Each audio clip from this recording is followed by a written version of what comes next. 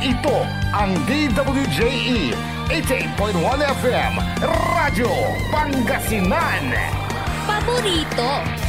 Kahit saan sulok ng Pangasinan. Paborito. Ikaw ang pinag-uusapan. Paborito. Ang radyo na paboritong amayan. Paborito. DWJE 88.1 FM ang pinapakinggan. Paborito ng kabataan at matatanda. Paborito. Paborito. Paboritong pakinggan sa bus, tricycle, jeep at mga opisina. Paborito mo, paborito ko, paborito natin lahat. DWJE 88.1 FM Radyo Pangasinan. DWJE 88.1 FM Radyo Pangasinan.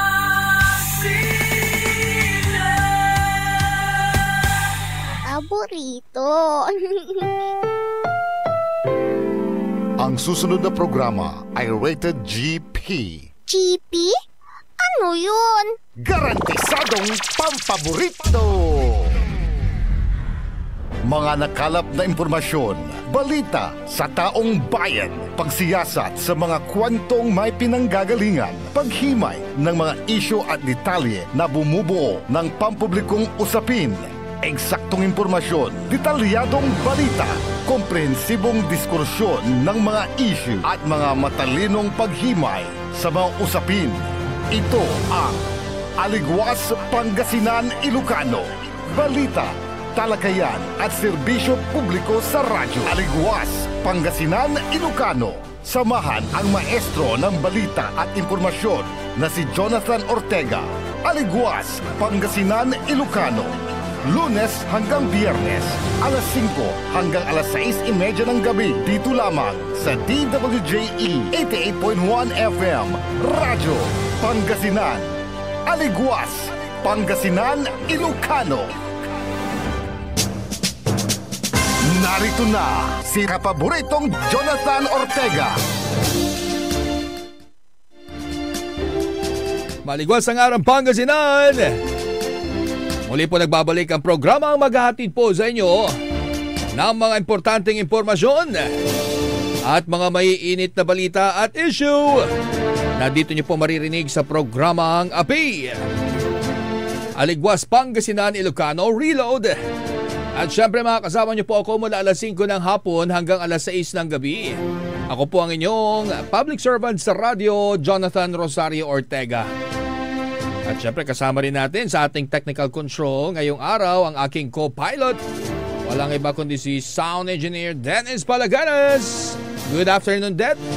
Masantos ang araw at si kayo namin kapaborito. Ngayon po ay araw ng Lunes, June 16, 2025. At siguro marami ang nanibago. No? Marami sa ating mga magulang at sa mga estudyante ang nanibago ngayong Lunes, no? Dahil maagang gumising ang marami po sa atin, no? Para hindi malate sa unang araw ng pasukan. Balik eskwela na po lahat ng mga bata. At syempre tayo ay umaasa na laging safe, no, yung ating mga bata, yung mga ating mga anak, yung ating mga guro, mga non-teaching, no. We always pray, no, yung inyong sa inyong mga kaligtasan po, mga kapaborito. Dahil importante po kayo sa amin.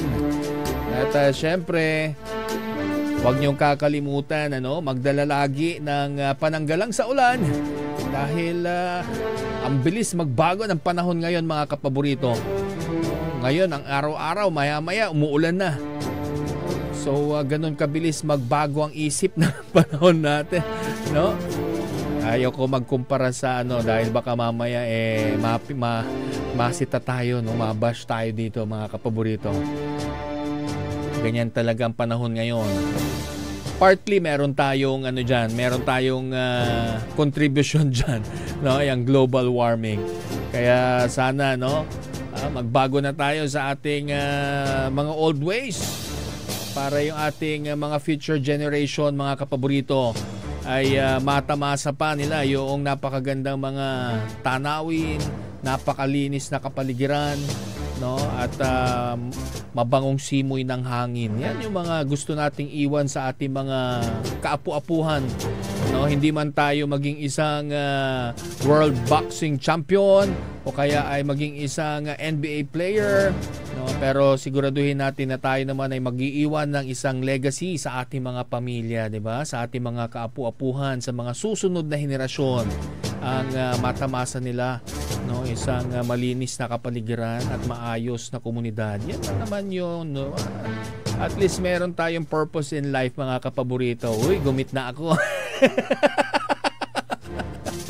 Ako na sana mag-a-adjust eh.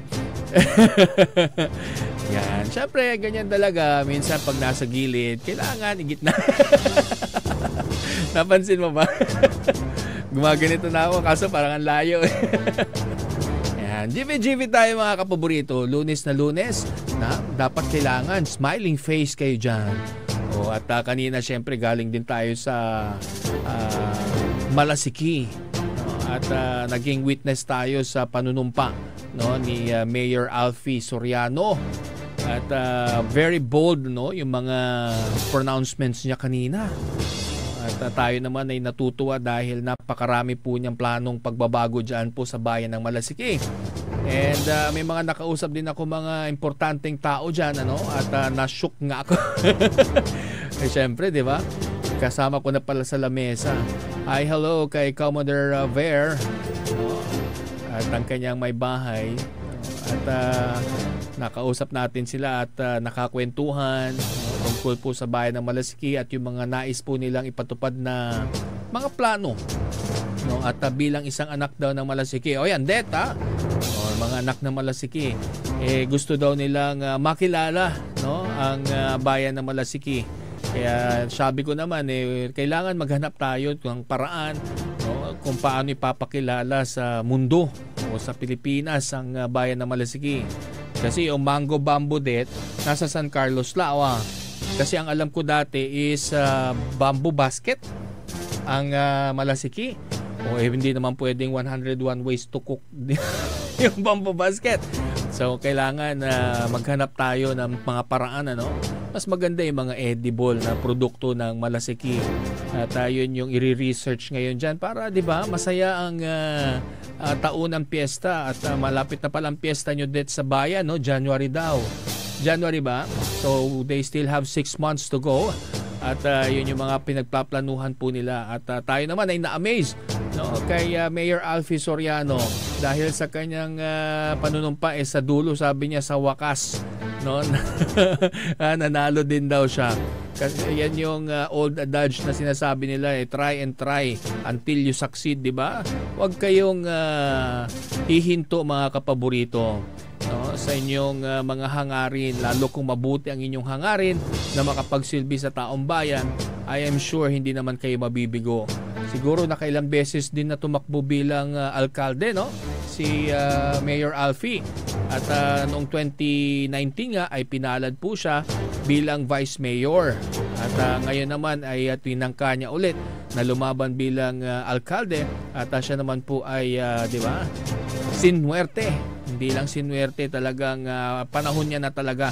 No, at syempre nandun din sa okasyon kanina ang kanyang mabuting ama, no, ang ating favorite na mayor noon, dahil napakabait at mapagbiro, no, si former mayor Alfonso Soriano, at isang abogado nga po sila, no. At naging madamdamin din yung speech ni Mayor Alfie Soriano dahil at the birthday ngayon, no? Happy birthday kay Attorney Alfonso Ponsing Soriano. At natutuwa siya at maingiyak-ngiyak, no, na sinabing buti at naabutan pa ng kanyang dakilang ama at na makita siyang magwagi bilang alkalde ng Malasiki. Yan na siguro ang pinakamagandang regalo na kanyang maibibigay sa kanyang ama. Isang magandang Father's Day gift, 'di ba? And speaking, binabati ko rin syempre yung mga kapwa ko ama. Belated Happy Father's Day, no? Det, Happy Father's Day din, at sa mga nakikinig po sa atin Happy Father's Day po sa inyong lahat. At syempre, tayo ang tinaguriang haligi ng tahanan. Kaya siguraduhin natin na hindi man tayo sobrang tibay, siguraduhin naman natin na hindi tayo basta-bastang patitibag. Diba? We will not go down without a fight, ika nga. Nasa isip, fight ano? Kasi naman yung mga nangyayari sa mundo ngayon, puro na lang labanan. Yung Iran-Israel, yung palitan ng kanilang mga ballistic missiles, no? Nakakataas ng balahibo. Should I say, nakakakilabot. Mapanood sa social media at sa balita. Yan po mga ganyang klase ng pag-atake, no? At napakaraming inosenteng tao ang naiipit. At sana ipagdasal natin na huminto na yan, no? Gusto natin world peace. At mahirap eh. We are at the brink daw, sabi nila, of World War III, pero sana hindi naman, ano. Yan naman yung tinatawag nilang regional war dyan po sa Middle East. Ang mahirap din, syempre, kanya-kanya, kampi-kampihan na. No, yun naman yung kailangan pag-ingatan po natin. At sana ay mangibabaw pa rin, no, yung mga diplomatic talks para mahinto na yan. At syempre maiwasan yung pagkawala ng buhay, no? At syempre balik tayo sa ating pinag-usapan din kanina, Balik Eskwela 2025 po mga kapaborito. At tayo po ay natutuwa, no, dahil libo-libo ding estudyante, guro at mga PNP officials ang pumasok po ngayon, ano, at tumulong sa mga paaralan. At dyan naman po sa San Fernando City, La Union, ugong-ugong ngayon, no, napakagandang pulisiya, yung no backpack policy. Isang pulisiya po na inilabas po ng San Fernando City Schools Division Office ng DepEd po dyan, headed by City Schools Division Superintendent Dr. Sheila Marie Primesias, no? At intention po nito, no, wala na pong dadalhin mga backpack o yung mga bag, no, yung mga estudyante po. At may mga rationale po yan, no, mga dahilan kung bakit po yan ini-implement dyan sa San Fernando City, La Union.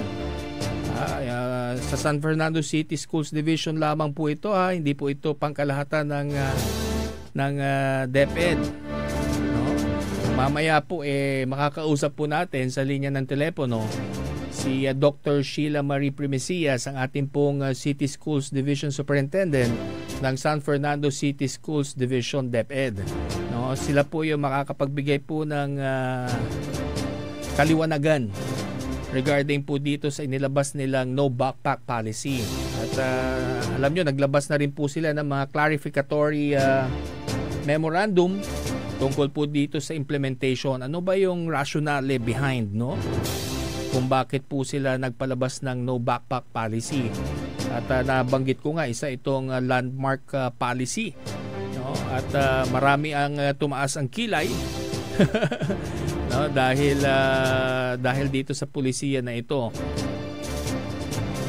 At syempre makakausap po natin live, no, via phone si Dr. Sheila Marie Primesias, ang ating pong City Schools Division Superintendent ng San Fernando City Schools Division Department of Education. Magandang hapon po, Dr. Sheila Marie Primesias.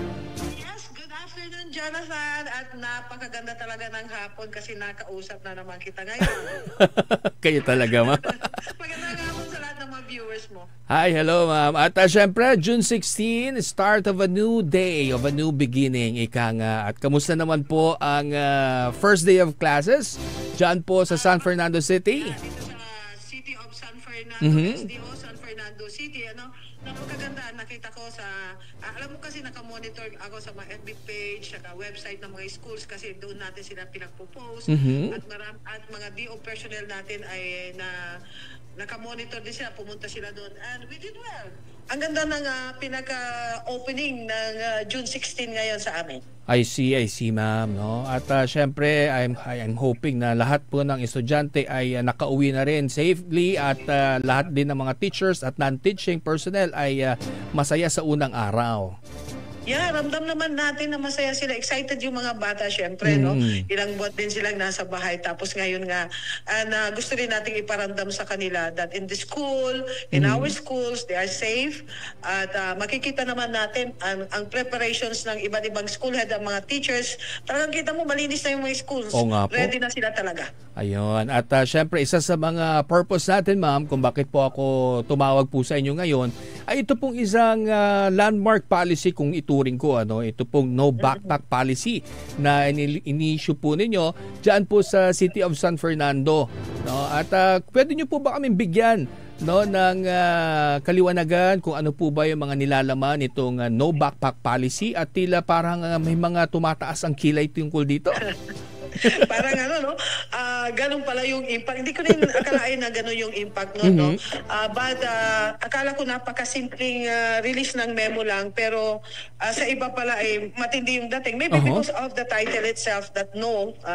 But ito naglabas kami ng clarificatory memorandum on this. Yun. Actually, Jonathan, nag-umpisa ito when we were called during the committee hearing na ang sinabi nga doon, we were asked on, may mga incidents kasi na may vaping na nangyayari sa schools. Pero hindi lang yan. May naninigarilyo. Parang nagiging dumadami na. So we were asked kung ano yung gagawin. But during that meeting, may team ako kasama yung principal. Lumabas ngayon yung mga incident reports pa pala na ibigay. Kasi alam mo naman, dumating lang ako ng December 5. Opo. Lumabas na may mga kaso pala na yung school nakaka-confiscate ng isang box. Knuckles, mga ice pick, mga mga kutsilyo, di ba? Tapos merong isang school na may baril yung bata. Ay, sabi ko, bigla akong natakot. And then, yung rampat na yung naninigarilyo, meron pang nagsabi na SSLG officer na parang, alam mo na, yung mga matitinding bawal na gamot na siguro ang nakikita nila, but we have to validate that. So, sabi kong ganon. So, naisip namin, kasi nagawa ko na rin ito minsan when I was the OIC superintendent in one of the divisions, no? Kaya lang hindi nag-react yung mga tao doon kasi may incident na nangyari. Okay. Ang nangyari po kasi noon is may ice pick yung bata, sinaksak niya yung kaklase niya ng ice pick, on the spot namatay. Nako. Okay, ice pick yan sa loob ng school. Okay. So, in-issue namin yung no backpack na. Kasi ang hirap naman talagang titingnan yung mga gamit nila kung dadaan that will talaga take a yan day, sa dami ng mga bata. Yes, no? ma'am. So, yun ang ginawa namin. Nung ginawa na, hindi siya naging issue kasi may nangyari. Opo. May namatay. Ito kasi parang naging issue kasi wala pang namamatay. Kaya nga ang tanong ko sa mga tao ngayon, kasi biglang nag-pop up yung sa akin yung mga nangyari. Kasi hindi ko rin naisip na ganun pala kalala. Kasi tignan mong kahon-kahon na yung nakikita nila. Tama. So sabi ko, on our end, mag-i-issue tayo, gayahin natin yung nangyari noon. So I was thinking na magiging positive kasi napakaganda yung intensyon. Yes, oo. Nung naipaliwanag na, when we had the clarificatory na, doon na naiintindihan ng iba, there is still backpack, kaya lang maiiwan na sa classroom. Okay. Kasi nakikita ko, Jonathan, no? Yes po, Doc. Bakit ba inuuwi ng mga bata yung mga libro na mabibigat? O, tingnan mo, kung 10 subjects yan, baka 10 libro yan. Naku, ilang diba? kilo yun. Tagdagan mo pa ng notebooks. Ang tanong ko, kasi nagtanong-tanong naman ako, lahat ba nitong libro ay ginagamit pag-uwi ng mga bata? Baka wala na silang tulog niyan kung lahat lalagyan ng assignment. Opo. Diba? So yun din ang naisip natin. Tapos ang nakita ko, when I was in, ito tinignan ko talaga sa La Union National High School, tinignan ko yung mga bata. Tignan nyo nga yung katabi nyo kung gaano siya tumayo. Kumbaga, nakakuba na ba sila? So, napansin natin, parang maraming nakakuba na. Baka ito nga yung effect ng backpack kasi nasa likod nga nila yon. So, Sobrang yun po bigat. yung hindi nakikita. Baka akala nila, it's still good, pero yung pala ang nagiging effect ng itong backpack na ito. At nakita ko rin na minsan yung mga lolo at lola, silang nagdadala ng mabibigat. Correct. So, ang senaryo dito, Jonathan, ang tinitignan, siguro dahil binigay yung libro ng teacher at ingatan ng mga libro na wag mawala, parang ang bata napipilitang iuwi, dalhin. Kasi hindi naman sinabi siguro ni teacher na pwedeng iwan na lang kasi hindi naman gagamitin. Correct. So parang binigyan namin ng kalinawagan o option ang mga parents na pwede nilang iwan yung mga mabibigat na yan. So yun lang naman ang intention natin. Plus one factor pa, yung mga bata na may grade 1 pa lang na nagdadala na daw ng ice pick kasi feeling daw niya mas secure siya kung meron siyang kutsilyo para hindi siya galawin. Ganun na yung thinking ng mga bata ngayon. So may effect yung cases ng bullying, mga gano'n, at violence, no? Yes. Ang isa pa, bakit daw hindi na lang ang teacher ang mag-check sa classroom? Mantakin mo, bago pumunta ng classroom, dadaan pa yung, paano kung nangyari sa gilid ng building doon na nagsaksak? These are the wildest scenario na makikita mo. Worst case scenario. Pero kung mapakanan naman ng mga anak, buhay yan. Kahit isipin mo yung pinaka-wildest, yun ang gagawin mo para maprotektahan itong mga batang ito. Kagaya ng sigarilyo, yung vape. Okay, sabihin natin, hindi naman naninigarilyo yung anak ko Pero tandaan ninyo, kung yung second user ba yung second hand receiver smoking, di ba mas matindi ang epekto noon? Kasi siya ang nakakalanghap. Correct. Di ba? Yun pa rin. Hindi nga ikaw, hindi nga yung anak mo, pero yung epekto noon sa anak mo. Okay. Hindi nga siya ang nagdadala ng kutsilyo, paano pag yung anak mo ang sinaksak? Ang point ko doon, Jonathan, antayin pa ba natin may mangyari? Correct. May masakta, may maganyan bago tayo gumalaw? Napakasimple lang naman gusto nating mangyari, di ba? Ang backpack, nandyan pa rin, pero iiwan na. Kakausapin natin ang mga teachers, meron nang lumabas na DepEd memo na no homework during weekends. At kung magbibigay ng homework, i-minimize na lang para hindi ma-overburden yung mga bata para makapagpahinga sila and to maintain a healthy balance between academic and personal well-being. Yun naman ang gusto natin, makapagpahinga yung mga bata at hindi sila ma-burn out sa mga marami. Tingnan mo, pag hindi sila nakatulog sa kagagawa kung ano-ano yan, you think magiging productive sila sa umaga? Oo nga po Yun, di ba? So, ang hinihingi natin sa mga teachers, tapusin na lahat ng mga ipapagawa sa bata, performance task sa classroom. Kasi nabalitaan ko, Jonathan, yes, ma'am? may mga bata pala na gumagawa ng performance task hanggang gabi sa ibang bahay. Nako. At potential yan sa rape. Potential yan sa bullying. Potential yan sa pang-aabuso. So ano na naman ang gagawin natin? So ito lang yun, no? Makikipag-cooperate ang mga teachers natin, aayusin nila.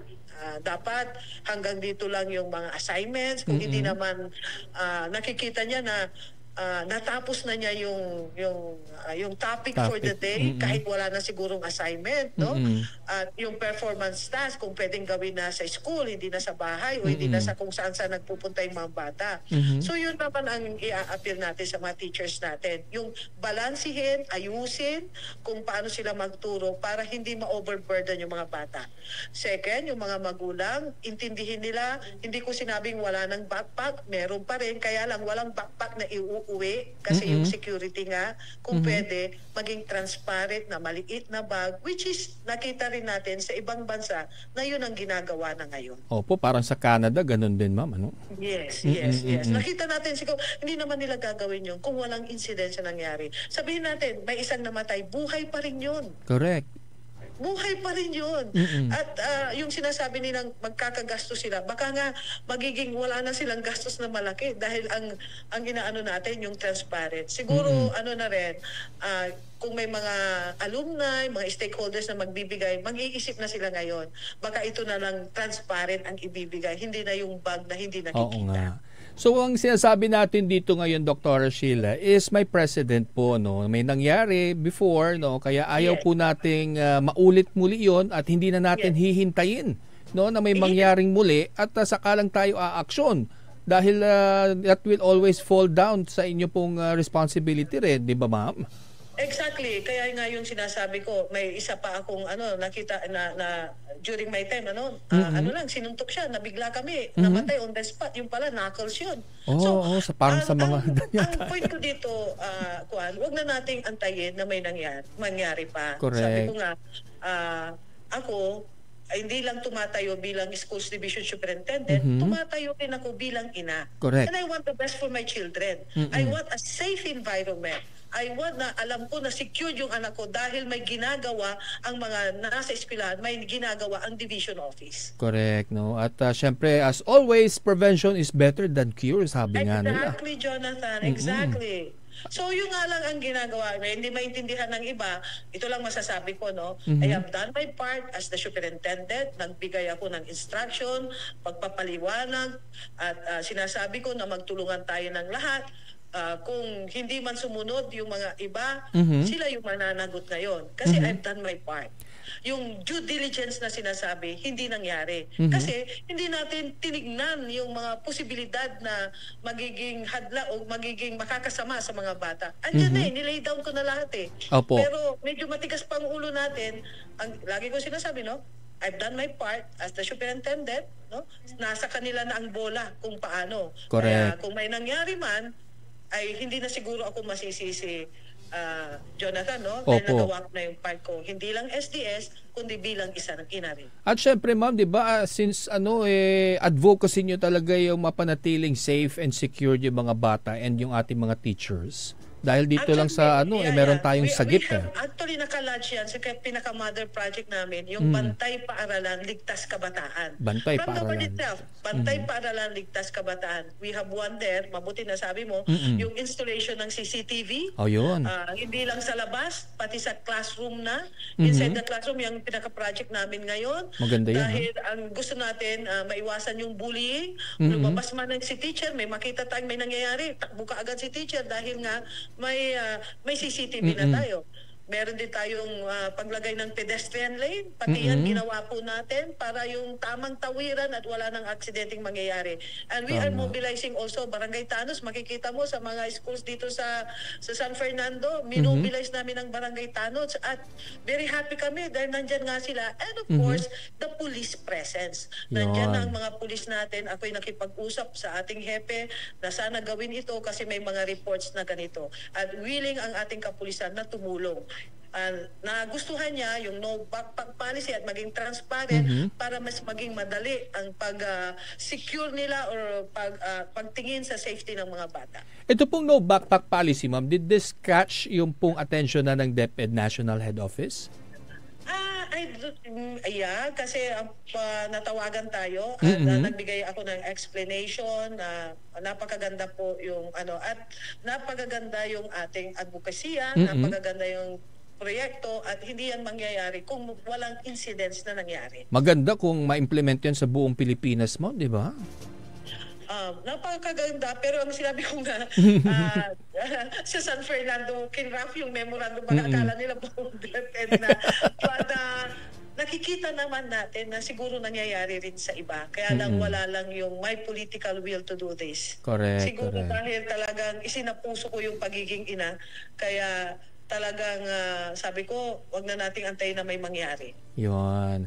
Dr. Sheila Marie, pwede pong humingi na lang po ng inyong parting message para po sa ating mga listeners and viewers. Yeah. Again, uulitin ko po, yung memorandum na nilabas ay para sa SDO San Fernando. Kung nakikita nilang na applicable po sa kanilang iba't ibang lugar, ay nasa sa kanila po iyon. Pero I'm speaking on behalf of SDO San Fernando. At yung sa mga magulang naman, talagang medyo tinignan po itong memorandum na nirelease natin.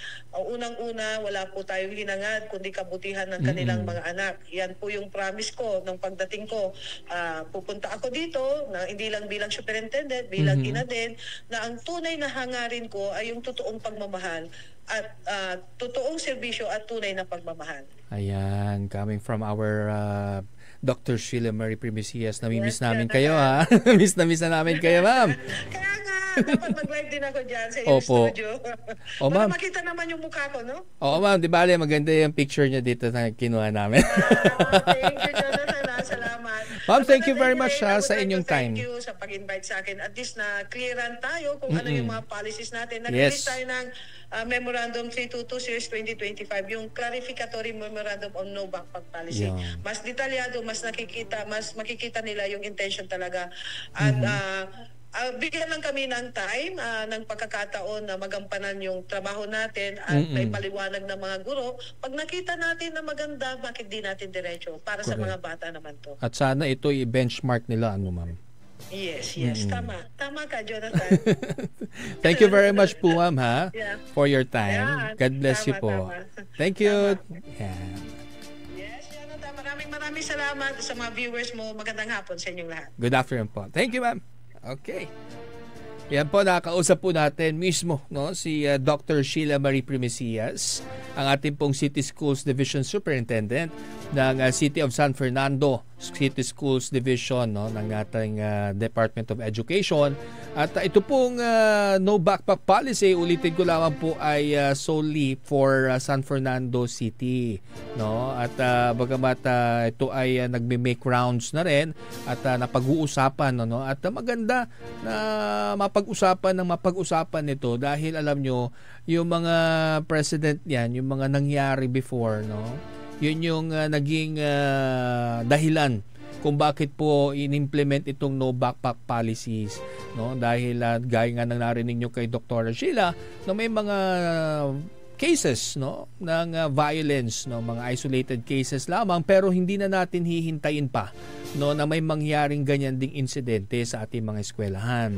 At sabi nga po ni Dr. Sheila Marie, no, hindi lamang po bilang isang SDS but bilang isang ina, yung kanyang pagmamahal, yung kanyang pagbibigay ng proteksyon sa mga bata, no, ito ay parang para sa akin ang interpretation ko is personal, ano, at syempre mabigat maging head ng isang unit na ganyang kasing laki, no, at lahat ng buhay ng mga bata ay nasa iyong kamay. At kung hindi mo naman gagawa ng polisiya to protect them, no, sino ang magpoprotekta sa kanila, no, at hindi naman all the time ay nandyan po tayo to check, no. Kaya nga may mga cases na identify, no, dito lang sa Dagupan, sa Mangaldan, may mga cases diyan, no, na nagkaroon ng death, no, at hindi na natin hihintayin 'yun, no, bagamat siguro may mga tumaas ang kilay, no, I am sure, no, dahil bago sa kanilang pandinig, no, maiintindihan naman po nila yan. Lalo, no, at may lumabas na rin pong clarificatory memorandum, no, tungkol dun sa implementation ng no backpack policy. At marami pong inindicate dito kung ano-ano yung mga rason, no. At syempre isa ding tumatak dun sa akin ay yung physiological deformities, no. Biruin nyo yun. Uuwi yung mga anak ninyo may kyphosis na, yung kuba na, no, yung iba naman ay scoliotic na, yung tagilid na yung ano. So yun yung isa sa mga mape-prevent nitong no backpack policy.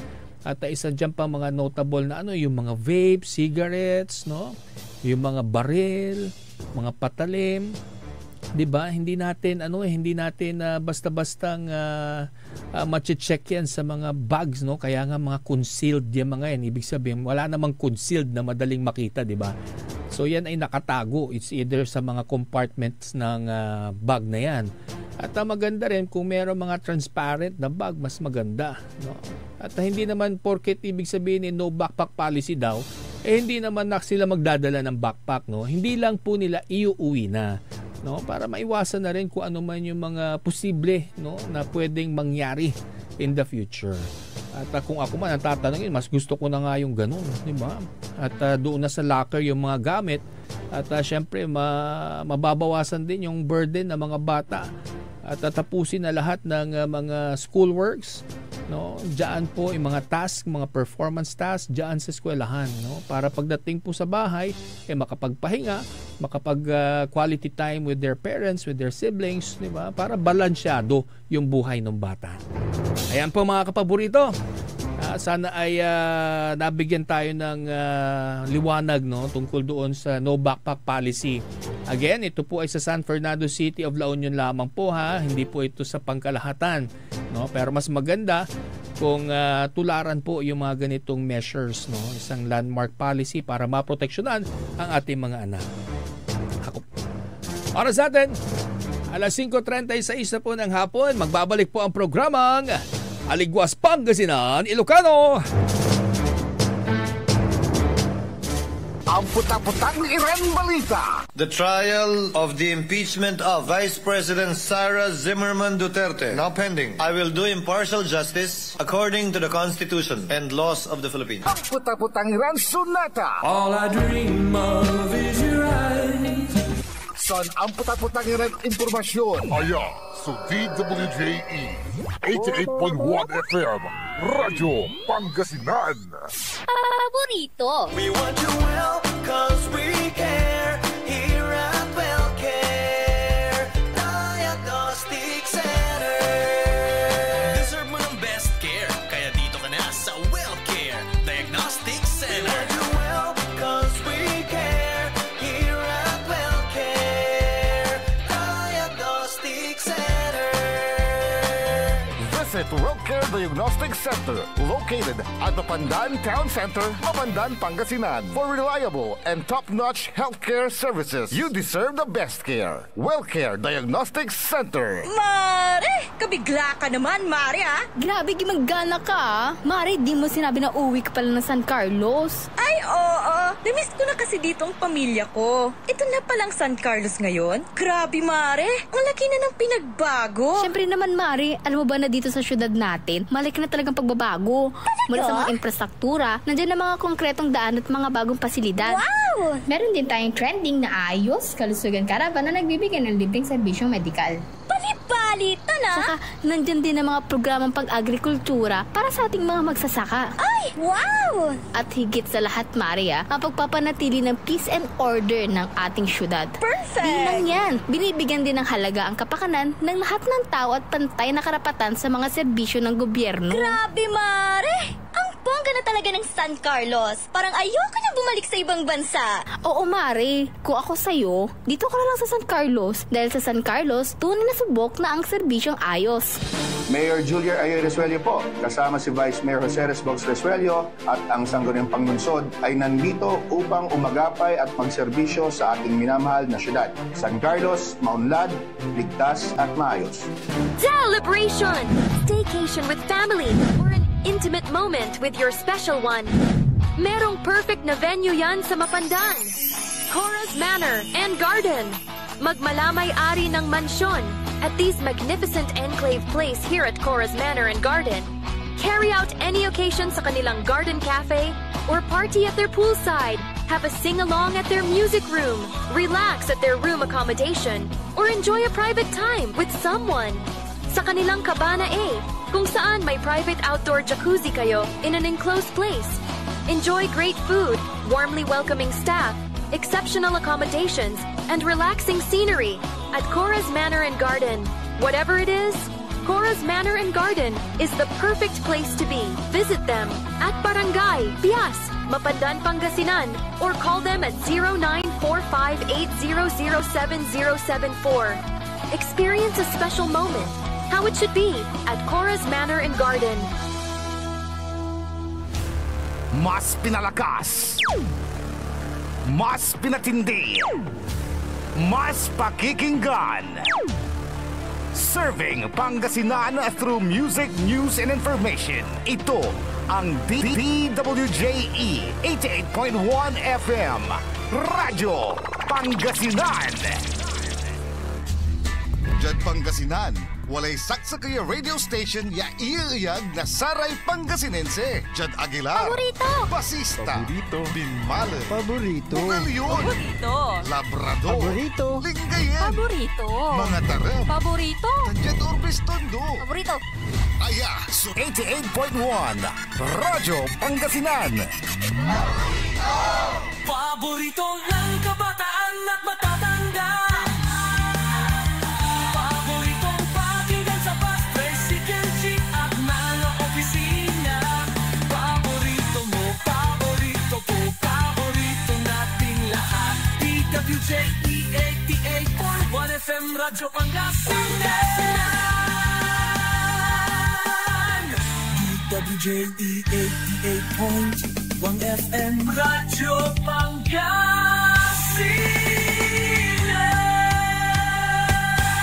Paborito. Narito na si kapaboritong Jonathan Ortega. Maligwas ang araw Pangasinan. Muli po nagbabalik ang programang Api, Aligwas Pangasinan Ilocano Reload. At syempre, kasama niyo pa rin po ang public servant sa radyo, Jonathan Rosario Ortega.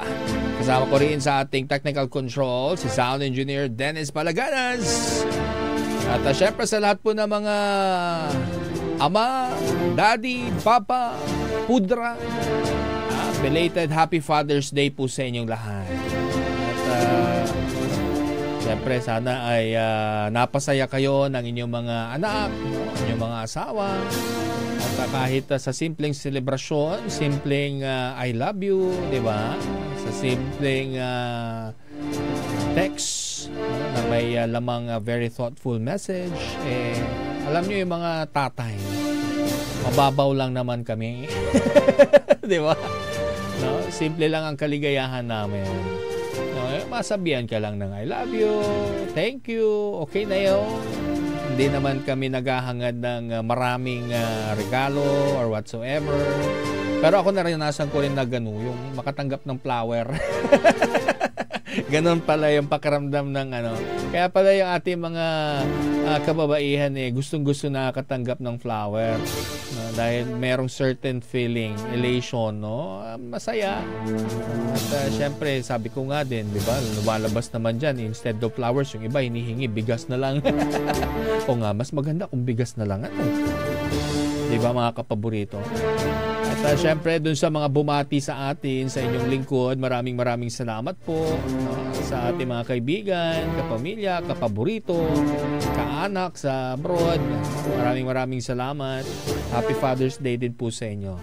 Samantala mga kapaborito, narito po muna ang mga balitang dapat niyo pong malaman ngayong araw ng Lunes. Mahigit 37,000 pulis ipinakalat sa pagbubukas ng klase ngayong araw.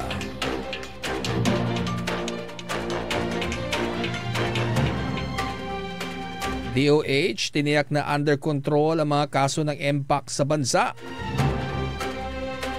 18 OFWs na patungong Israel at Jordan ligtas na repatriate matapos maipit sa nagpapatuloy na sigalot sa pagitan ng Israel at Iran. Sa ating balitang pampalakasan, Nonito Donaire panalo laban kay Andres Campos via technical unanimous decision. At sa NBA, Indiana Pacers planong ibulsa ang G5 Game 5 sa kabila ng home court advantage ng OKC. Narito na ang detalye ng mga balitang yan. Mahigit 37,000 pulis ang ipinakalat ng PNP sa buong bansa ngayong Lunes, June 16, kasabay po ng pagbubukas ng klase sa libo-libong paaralan sa buong bansa. Ayon naman po sa PNP, babantayan ng mga pulis ang mga nasa 45,974 na kabuang paaralan, kabilang na rito ang 38,292 na mga public schools at 7,682 na private schools. Magkakaroon din ng 5,079 na mga police assistance desk na pangangasiwaan ng 10,759 na pulis, habang 10,687 na magsasagawa ng mobile patrol kasama pa ang 16,366 na foot patrols. Sa datos po ng PNP, pinakamalaking deployment ng mga pulis ay nasa Central Visayas na mayroong 7,366 na pulis. At sa may Metro Manila po mangalawa lang, 4,323. Sa Bicol Region na may 2,962 deployed police personnel. Sa Eastern Visayas, mayroong 2,376. At sa may Bangsamoro Region, 2,898 na police para 657 na schools. Una narito ang sinabi ni PNP Chief General Nicolas Torre III na ang kaligtasan ng mga estudyante, guro at mga school staff ang kanilang pangunahing layunin para sa pagsisimula ng klase. Samantala ayon pa sa PNP, generally peaceful ang paghahanda sa pagbubukas ng klase sa buong bansa. Binalaan naman ng PNP yung ating mga drug peddlers, elementong kriminal at iba pa mga organisasyon na huwag biktimahin at tangkaing i-recruit ang mga estudyante sa mga militanteng mga organisasyon. At syempre ito direktiba po ni Pangulong Ferdinand Bongbong Marcos Jr. Na gawing safe and secured ang ating mga mag-aaral. First day of classes syempre. Diba? At maraming salamat syempre sa iba pang mga ahensya ng gobyerno na nakipagtulungan sa PNP at sa DepEd, no, para maging ligtas ang ating mga anak sa kanilang pagpasok sa unang araw. At syempre napakahirap bantayan yung libo-libong mga estudyante. At alam niyo naman ang ratio ng PNP sa populasyon 1:1,000, no? Napakahirap nun. Kaya nga maganda yung no backpack policy para maiwasan na rin yung mga pagdadala ng kung ano mga deadly or bladed weapons at yung mga bisyo-bisyo na mga bata, no? Alam nyo, minsan akala natin, kilala natin yung ating mga anak, pero minsan hindi rin, ano? Meron silang mga itinatago pala. So kailangan tayo ay marunong di tayo mag-detect, no? At maiwasan natin yung mga ganyang klase, di ba? Kayo na lang ang mag-check ng mga bag ng mga anak ninyo para maiwasan nyo yung mga violence, no? At yung mga bullying na yan. At ang ating PNP naman ay lagi pong nandyan. At kahit hindi naman unang araw ng pasukan ay nakaantabay pa rin ang ating PNP dahil nakatayo pa rin naman yung mga direktiba ni General Torre, ang ating Chief PNP, no? Na pangalagaan ang kaligtasan ng bawat isa para mapanatiling mapayapa ang ating bagong Pilipinas. Samantala mga kapaborito, noong isang araw po, no, noong Sabado, ay nakapanayam po si Pangulong Ferdinand Bongbong Marcos Jr. ng batikang news anchor na si Cheryl Cosim, isang Pangasinense. At tinanong siya ng anchor woman kung ano ba yung kinatatakutan niya ng ating Pangulo. No? At ang sabi ng Pangulo yung tipong aalis ka sa poder, sa posisyon na wala kang nagawa. Kaya puspusan yung ginagawang pagbabalasa ng Marcos administration po ngayon at tila under probation yung mga gabinete para mapahusay yung kanilang performance, mga kapaborito. No? At ang Pangulo po ay seryoso sa usaping ito. No? Gusto niya po bago matapos ang kanyang 6-year term sa 2028 ay mayroon po mga tangible changes, no? Yung mga mararamdaman, makikita, mahahawakan na mga pagbabago. At kahit naman sinong Pangulo gusto mo may maiiwan kang legasiya, no? Legasiya tungkol sa pagbabago ng kabuhayan ng mga Pilipino. Siyempre, isa dyan sa mga importante yung mga pagpapatayo ng maayos na infrastruktura, masiglang ekonomiya, at iba't iba pang mga oportunidad, no? At siyempre, yung pong pagpapaganda ng kapaligiran para makapag-entice ng turismo, makapag-entice ng mga investors. Mahirap, no? Hindi madali ang maging isang pangulo. Pero ramdam natin sa kanyang interview at sa kanyang sinabi na gusto ng pangulo na mayroon siyang maiwang pagbabago na magpapabago sa buhay ng bawat Pilipino. Pakinggan po natin ang panayam kay Pangulong Ferdinand Bongbong Marcos Jr. What is the one thing you absolutely want to be remembered for?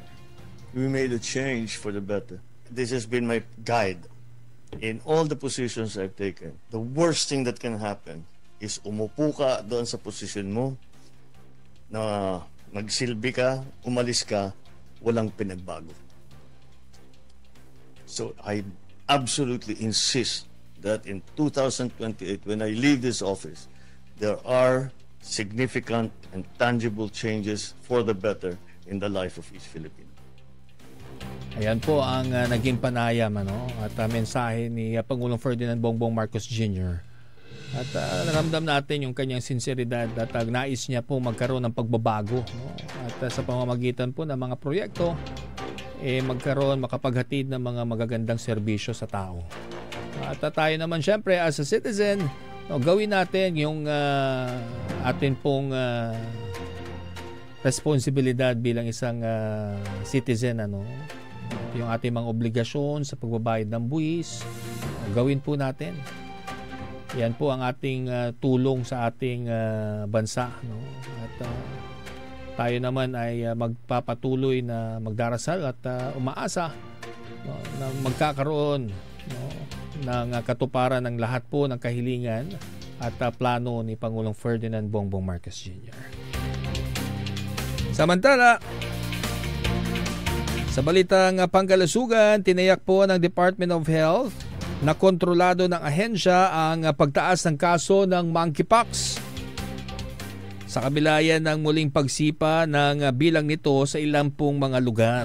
Ayon kay Health Secretary Teodoro Herbosa, mas mababa pa rin ang bilang ng mga kaso ngayong taon kumpara sa parehong panahon noong 2024. Dagdag pa ni Secretary Herbosa na sa isang panayam na pinalakas ng DOH ang kampanya nito sa edukasyon, paggamot at isolation upang mapigilan ang pagkalat po ng sakit. Samantala hindi naman tinukoy ng kalihim kung saang mga lugar na iulat ang mga bagong kaso ng mpox o monkeypox. Ngunit sinabi niya ang mga ito ay nasa Clade 2 variant, nangangahulugang mas mild at karaniwan na kusang gumagaling at hindi nangangailangan ng malawakang intervention. Kinumpirma rin ng DOH na hindi kasama ang Pilipinas sa mga bansang sakop ng Public Health Emergency of International Concern na idineklara ng World Health Organization WHO na nakasentro lamang anya sa mas nakakahawang Clade 1B variant. Samantala sa atin naman balitang pampalakasan sa boxing. Panalo via technical decision si the Filipino Flash Nonito Donaire Jr. laban kay Andres Campos sa katatapos na laban sa ginanap na bout sa Argentina. Nakuha ni Donaire ang WBA interim bantamweight title. Nabatid na itinigil ang laban sa round 9 dahil sa cut na tinamo ni Donaire mula sa headbutt. Dahil dito, binase ng mga judges ang scorecard kung saan panalo si Donaire. Sa kasalukuyang hawak po ni Antonio Vargas ang WBA bantamweight belt. Sa darating naman na June 30, makakalaban ni Donaire si Daigo Higa. Ban lakas, no? Kakatapos lang ng laban, tapos sa June 30 may laban ulit. Nagmamadali, Nagmamadali sa hukay, no? Samantala sa NBA naman, target po ng Indiana Pacers na ibulsa ang Game 5 upang iposte ang 3-2 lead laban sa Oklahoma City Thunder. Ito ay sa kabila ng home court advantage ng Thunder habang hawak ang momentum mula sa Game 4 win sa Indiana. Sa isang panayam, kay Pacers center Miles Turner, binigyang diin niyang hindi magiging hadlang sa Indiana ang posibleng galit na fans ng OKC kasabay ng nakatakdang Game 5. Sa katunayan anya, ito ang isa sa pangarap ng mga NBA player ang makapaglaro sa home court ng kalaban at gumawa ng makasaysayang panalo. Giit ng big man, isa sa mga pangunahing taktika ay susundin ng koponan ay ang maayos na koordinasyon. Tiyakan niyang magiging mahirap ang laban, ngunit siniguro niya makikipagbakbakan ng Pacers para maiuwi ang panalo. Sa kasalukuyan naman, naitala ang serye sa 2-2 kung saan kapwa nagbulsa ng tig-isang panalo ang dalawang koponan sa home court ng bawat isa. Pagkatapos ng Game 5, babalik muli sa Indiana ang Game 6. Excited na, no? Okay mga kapaborito, kada hapon always check your smartphones. Baka meron po mga abiso ang ating weather forecasting station na Pag-asa tungkol po sa kanilang thunderstorm advisory. Kanina nagpalabas sila ng advisory sa Alaminos, Burgos, Labrador at Sison. Maging sa Dasol, Mabini at Sual. Baka makaranas pa kayo ng pagkulog, pagkidlat po dyan.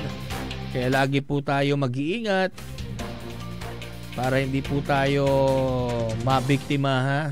Mahirap na po. Mga kapaborito, maya-maya lamang po ay magdarasal na po tayo ng Angelus. Lagi nating ipagdasal syempre yung safety and security ng ating mga teachers, mga estudyante, non-teaching personnel at sa lahat na dahil importante po sila para sa kinabukasan ng ating mga anak. At sana ay wala na rin tayong mabalitaan ng mga violence sa schools at maging proactive po tayo. At ibang-iba yung eskwelahan na proactive, Kasi pag proactive ka, iniisip mo yung mga bagay-bagay, programa, proyekto, para mapanatiling well-developed yung inyong mga eskwelahan, yung inyong mga pasilidad, at yung mga bata ay nahuhubog ng tama. Diba? At syempre, talamak pa rin po yung bullying. Kailangan sa mga eskwelahan matuto tayong makapag-address ng mga reklamo kontra bullying, At hindi rin syempre madali na i-address yan, lalo at parehong mga bata po yan. Basta sana ay wag nang mauwi sa violence, Gaya ng kwento ni Dr. Sheila, ice pick niya yung kaklase niya. Siguro sa sobrang init ng ulo, yung mga anger management ng mga bata, kailangan turuan din po natin sila. Baka masyadong tense na yung mga bata ngayon. Tama rin si Dr. Sheila, kailangan balansado yung buhay ng mga bata dahil sobrang bata pa, tapos pasanin na nila yung napakaraming task performance task rather, at mga assignments na nai-stress. Kaya hayaan mo natin yung mga bata na mabalanse naman yung kanilang buhay, di ba? May aral, may laro, may oras sa pamilya, para well-rounded yung mga bata. Paglaki, magiging responsible citizen po sila sa ating bansa, di ba? At malay nyo, maging responsableng leader din. Bueno, mga kapaborito, nabitin po tayo. Sana ay tayo ay nakapagbigay ng mga tamang impormasyon po sa inyo at mga pagpapaliwanag po natin. Manatili po kayong nakantabay lagi sa DWJE 88.1 FM Radyo Pangasinan. Well, ako po ang inyong public servant sa radyo, Jonathan Rosario Ortega. Ito po ang programang Aligwas Pangasinan Ilocano. Nagsasabing maraming salamat at magandang gabi, kapaborito. Kapaborito, Angelos la. Alas 6 la. Time check was brought to you by San Carlos City Mayor Julier Ayoy Rosuelio. San Carlos City, maunlad, ligtas at maayos.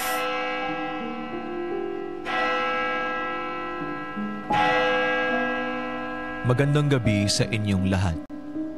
Nakikiusap kami na tumigil muna sa ating mga gawain upang manalangin. Ipagdasal natin ang bansang Pilipinas, ang Pangasinan, ang lungsod ng Dagupan at ang bawat isa. In the name of the Father, and of the Son, and of the Holy Spirit. Amen. The angel of the Lord declared unto Mary, And she conceived by the power of the Holy Spirit. Hail Mary, full of grace, the Lord is with you. Blessed are you among women, and blessed is the fruit of your womb, Jesus. Holy Mary, Mother